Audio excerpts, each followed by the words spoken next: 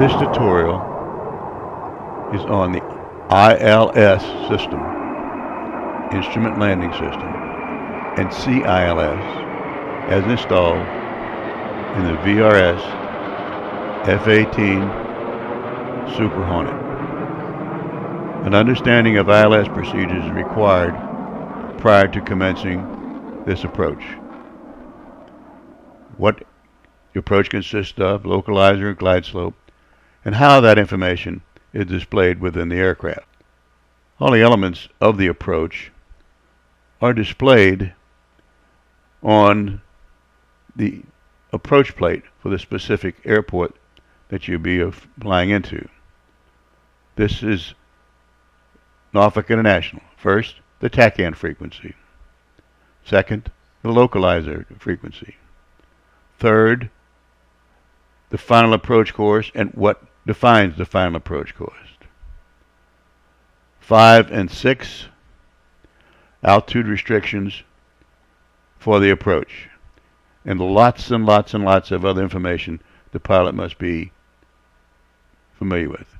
This approach requires radar, as do many of the carrier approaches. Let's start setting up the cockpit for our approach. Number 1, set in the ILS frequency by using the scratch pad and then pressing the number 1 button in the second column, DLBCN. Set in the TACAN channel by using the scratch pad and pressing the TACAN TCN button on the upfront control panel. Number 3, box the TACAN on the HSI.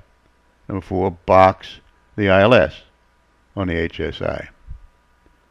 Next, let's set our TACAN approach course by putting a cursor on the HSI, clicking one time, and rolling the mouse wheel until the course appears at the bottom right-hand corner of the HSI. This line will then be depicted on your HSI and on your HUD, number 7, 6 and 7. This line only references the course of the TACAN. It has nothing to do with how the ILS localizer needle will center up when you're on course. That is only set by the localizer itself. Whatever you set here has nothing to do with that. Number 8 is the DME distance to the vortex station. Now, when we shoot our approach, our primary instrument for the approach will be the HUD, backed up by the ADI on the right-hand MFD, and on the backup attitude gyro above our right knee. For this tutorial, we're approaching the Norfolk, Virginia area from the west at 6,000 feet.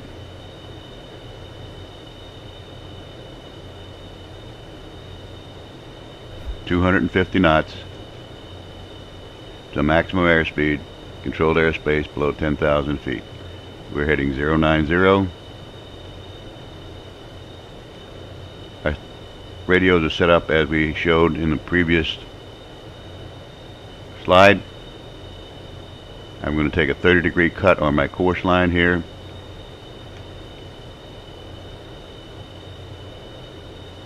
Which would make it 078 for a course.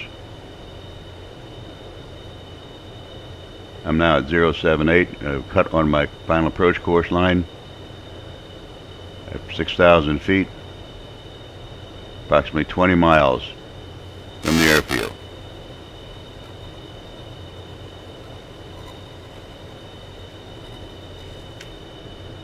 We'll maintain this course line until we intercept the final approach course, 047.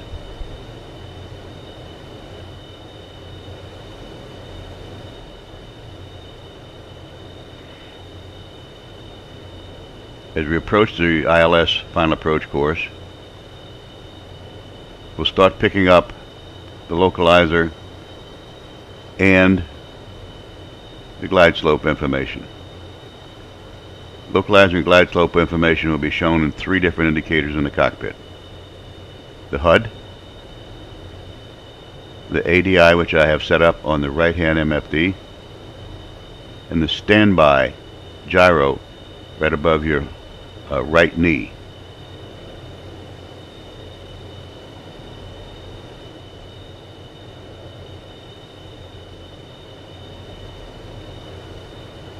We're assuming that approach control has cleared us down to 4,000 feet for the approach, and we're cleared for the approach upon intercepting final approach course.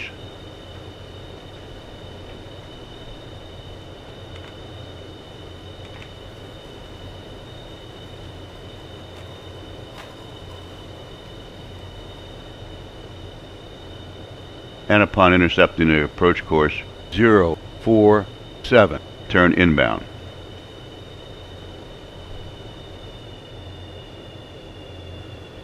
I can descend down to my 4,000 feet.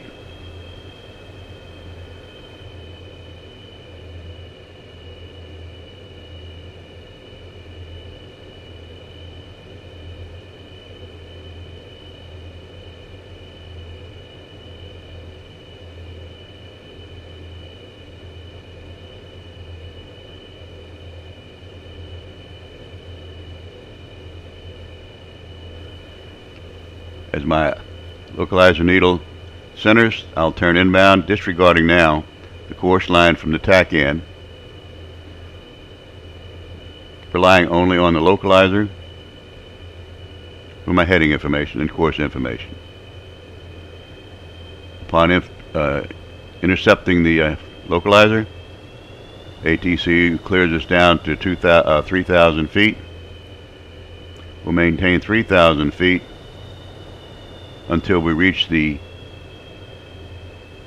12.6 mile DME fix. At that time, we're cleared to descend down to 1,600 feet at the 6.3 mile DME fix. Small corrections when flying ILS approaches.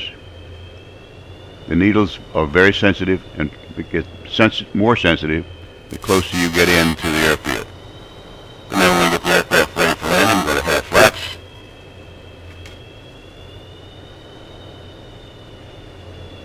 With my pre-landing checklist, keeping the needle centered, not going below 1,600 feet until we reach the 6.3 mile DME fix. Staying right on the localizer, 1,600 feet. Approaching the fix now.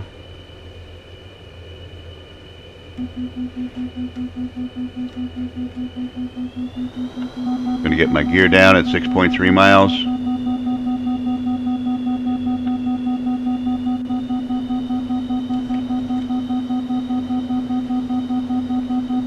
And slow to approach speed.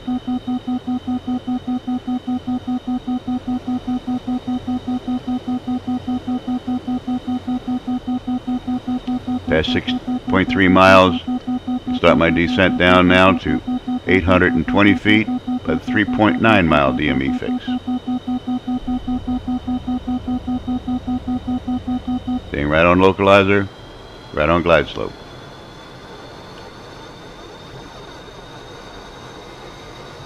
Staying on the gauges is essential at this part in IFR conditions. Don't start looking for the airfield and peeking outside. Stay on the gauges. Okay, passing 3.9 miles. I can start my descent down to minimums, which are 200 feet AGL or 221 feet MSL. Your radar altimeter should be on at this point.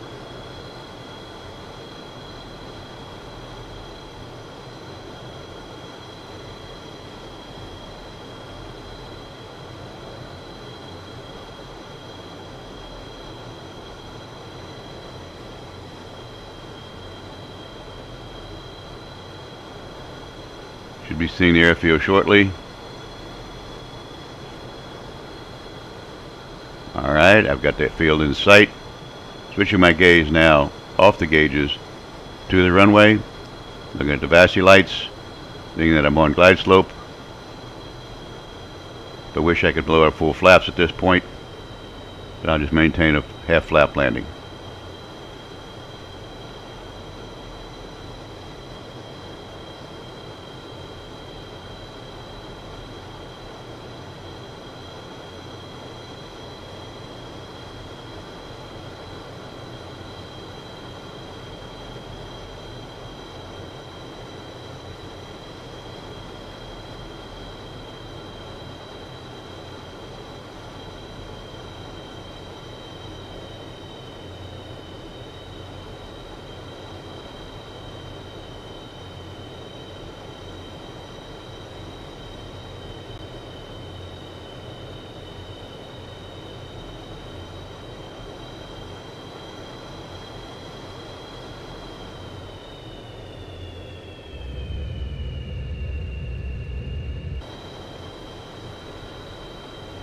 Now, assuming we did not see the airfield at this point, I would execute my missed approach by adding military power, getting the gear up.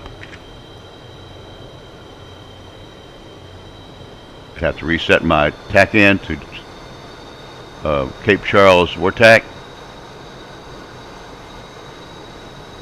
and turn left, climb to 2,000 feet as per the missed approach instructions. That's how you shoot an ILS approach. The pilot should become completely familiar with the approach procedures, frequencies, altitude restrictions, and wave-off procedures prior to commencing any approach. This can save your life in the real world.